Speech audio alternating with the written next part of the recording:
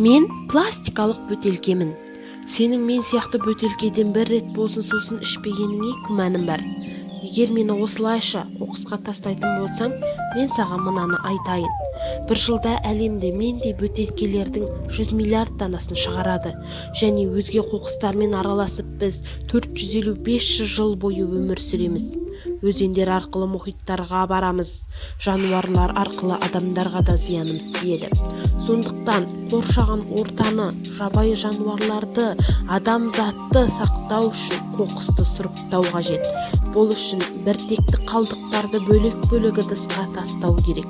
Тек сонда біз зиянсыз өңделіп, қайта өңделуге жарамды боламыз. Семей қаласындағы номер 3 мектеп біз эко-асар акциясын қолдаймыз. Табиғат пен экологияны сақтауды өзіңнен баста.